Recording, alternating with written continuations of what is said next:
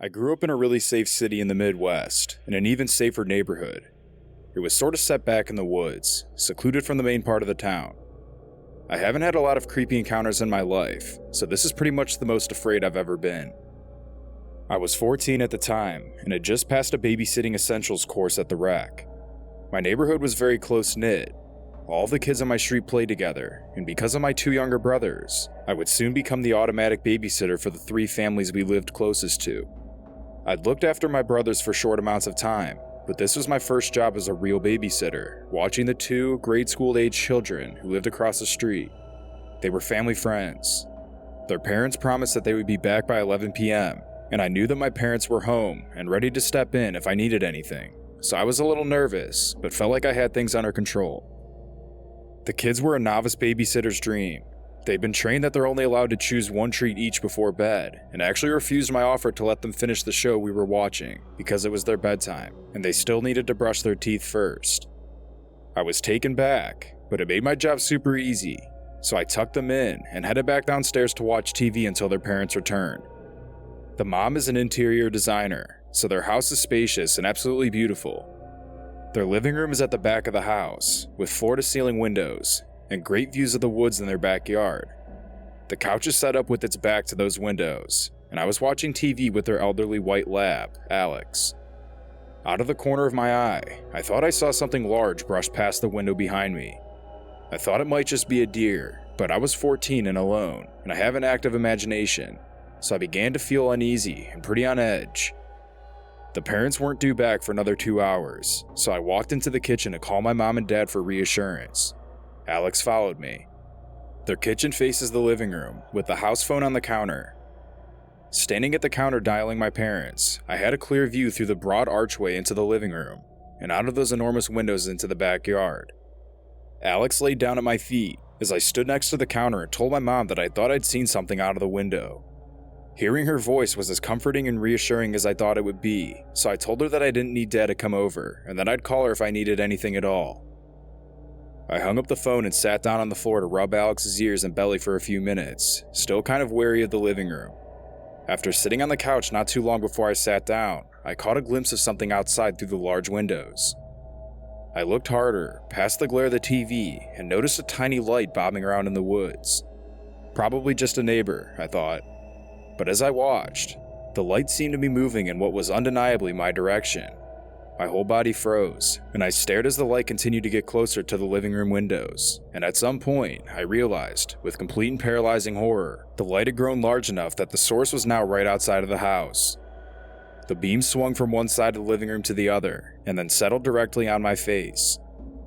I don't even think I squinted in the bright light as it was shone through the window into my eyes. I was too startled. Alex snoozed on, placid in his old age, and entirely unaware that my heart had pretty much stopped beating. The light moved again, this time swinging away to illuminate a face from underneath. I saw dark eye sockets and the glowing curves of someone's cheeks, but the face's details were lost in the harsh angle of the flashlight's beam. At this point, I was trying with all my might to scream, or to move my fingers enough to dial 911, or to move out of view of the window. Literally anything would have been better than sitting there with my mouth open and tears in my eyes. But I'd never felt this kind of icy terror before, and was completely immobilized by it. Everything felt like it was moving in slow motion, and I was totally powerless. The light swung around to point at me, then quickly moved back underneath the horrible face outside. It repeated this pattern once or twice, and then it suddenly disappeared. The flashlight had been turned off, and for whatever reason, that was enough to finally let me move again. I quickly stood and hit dial, about to call 911, as I mentally debated whether to lock myself in the master bedroom with the children or just grab them and try to run out of the front door to my parents' house.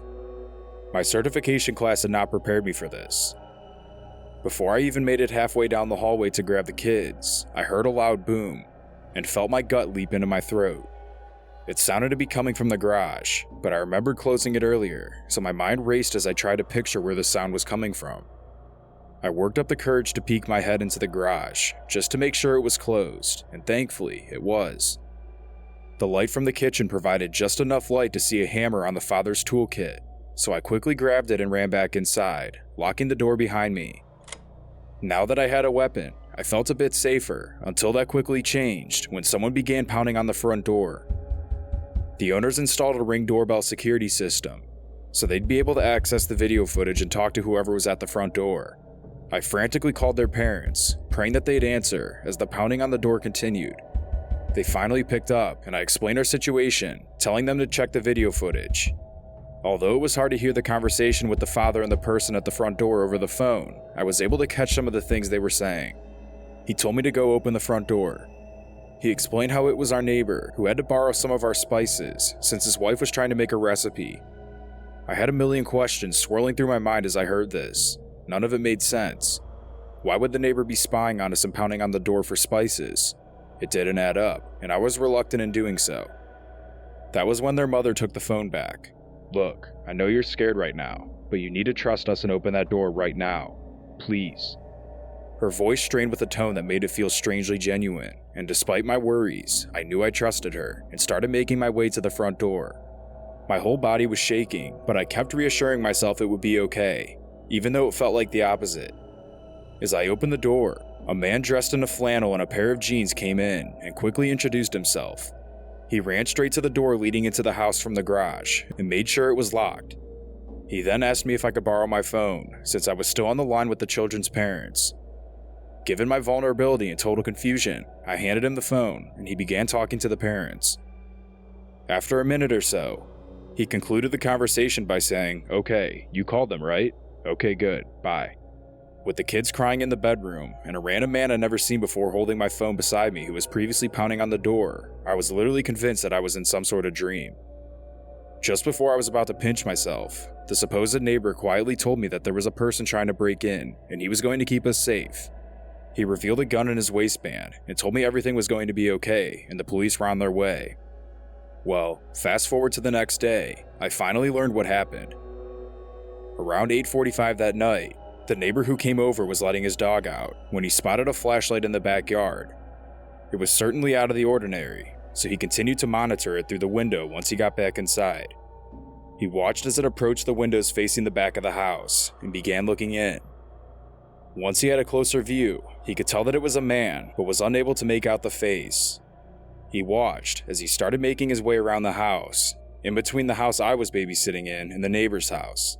He watched as he entered the side door of the garage, which is when I must have heard the booming sound.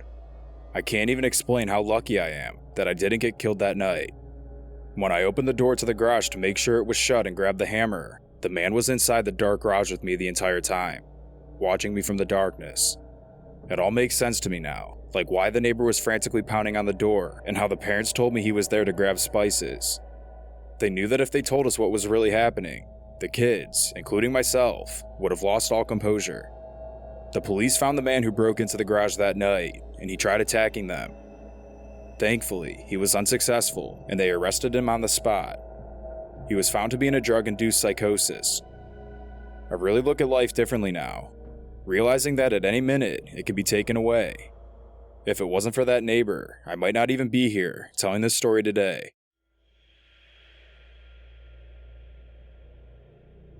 After much wavering and second-guessing, I finally bit the bullet and returned to graduate school last fall. I'm sure several of you know how difficult it is to juggle a rigorous PhD program and a full-time job. I was going to need a small source of income, but wanted something that would allow my school to be my first priority. As luck would have it, a good friend of mine knew a family in desperate need of a quality babysitter.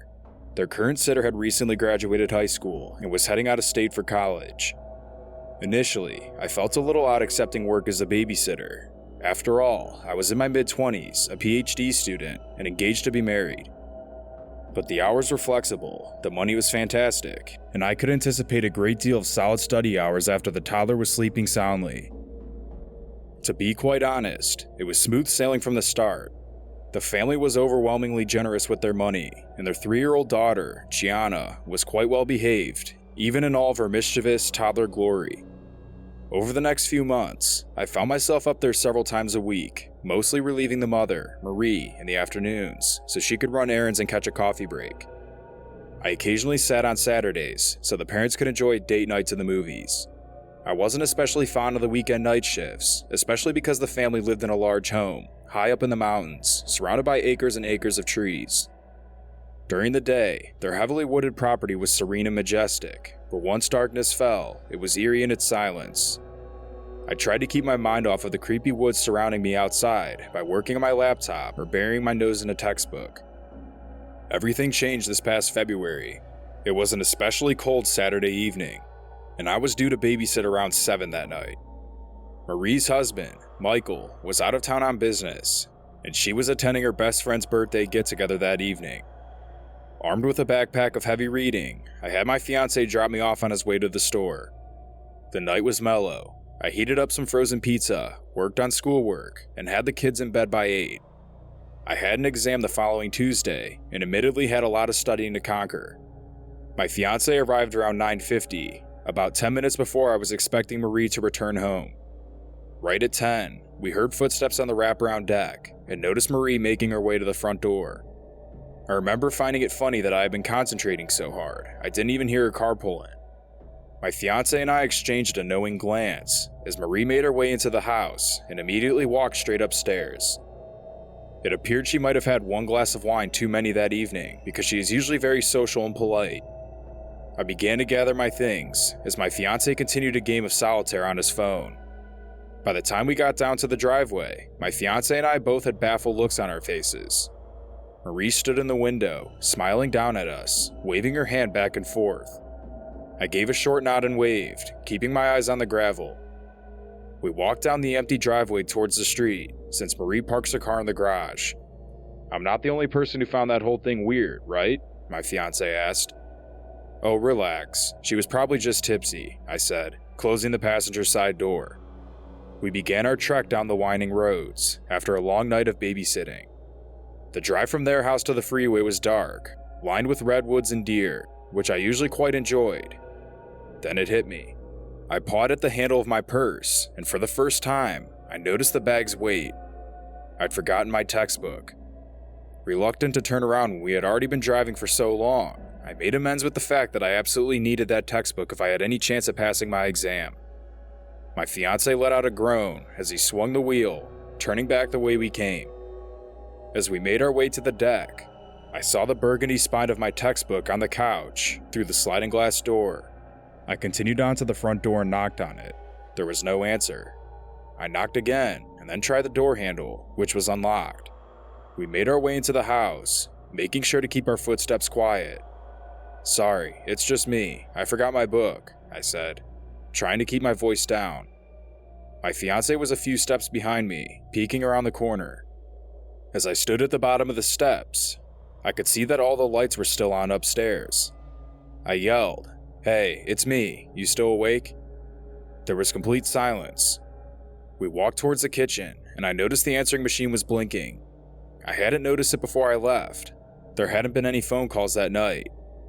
I'm not exactly sure what compelled me to push play on that recorder, especially when, for all I knew, Marie and her daughter were both asleep. My fingers seemed to hover over that button for a mere second before I pushed it in. What I heard on that recording has never left me. The timestamp of the message was 10:14. We left the house at 10:05. "Hey sweetie, it's Mom. There's some kind of holdup on the highway here, maybe an accident or something. I'll probably be home about a half hour later than expected." I looked at my fiancé and my heart sank. My eyes flooded with tears. "Gianna?" I managed to sputter. My fiancé disappeared up the staircase, taking multiple steps at a time. After a painfully long minute, he sauntered down the stairs, much slower than he had ascended them. "Gianna's fine, sleeping soundly," he said, without emotion. I opened the garage, and sure enough, her car was not there. We searched every square inch of the house, and it was empty, except for us and her daughter. We went back into the living room, where we sat in silence until Marie pulled up the driveway. She seemed exhausted, glad to be home and off of the congested road. She chattered on about her evening, wrote me a check with a generous tip, thanked me for my patience, and smiled. We stumbled down to our car in a daze, still shocked and shook up from the night. I never had the heart to tell her what had happened that evening. I ended up canceling my next 2 shifts, faking a sickness. I finally emailed Marie, telling her that my program was getting especially intense, and that I didn't think I could continue babysitting for them. She bought the story, and now I'm free. free from the house that I let a complete stranger stay, alone with her daughter.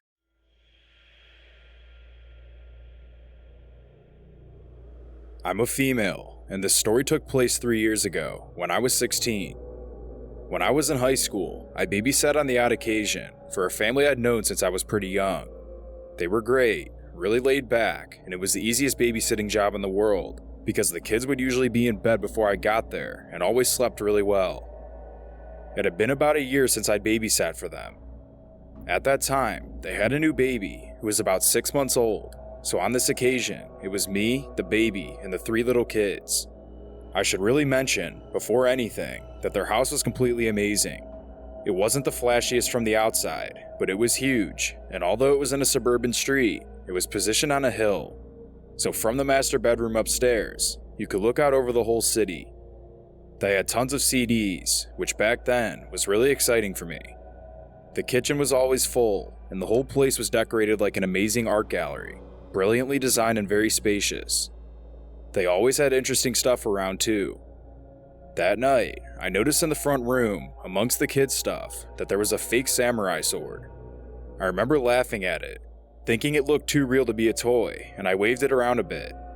It didn't surprise me though, they were really interesting people, and I always found unordinary things that I liked.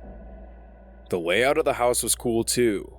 The front door opened almost directly into the living room, and off to the side, there was a giant spiral staircase leading upstairs to the bedrooms. The living room was fantastic, with tall windows overlooking the front garden and almost the entire street. The middle part of the house was completely open plan, with the kitchen and dining room spread out for what seemed like miles. Near the back of the house, they even had a small study room, which was more like a reading nook. From memory, it was just an armchair and 2 walls of books.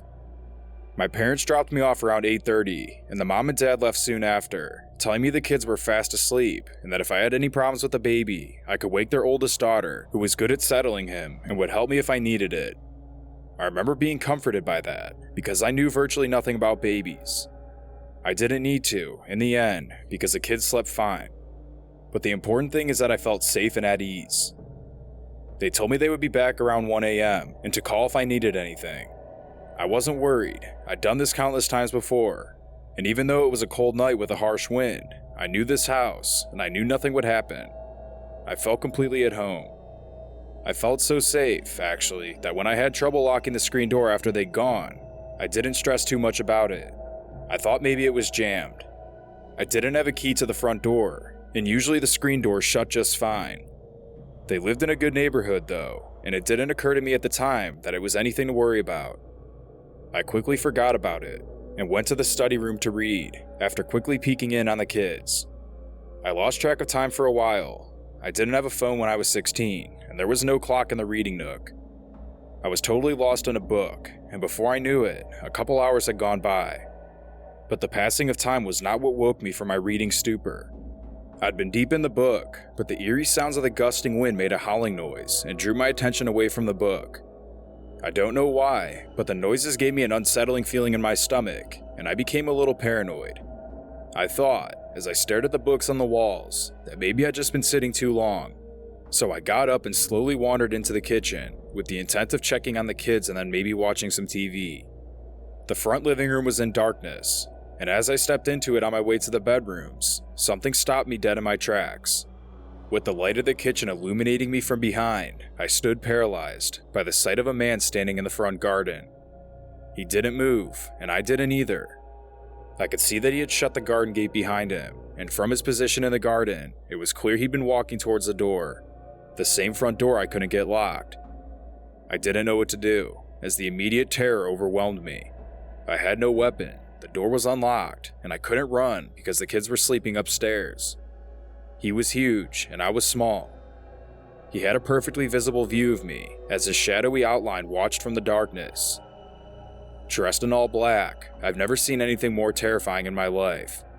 I knew if I didn't do something, he would come inside and get us.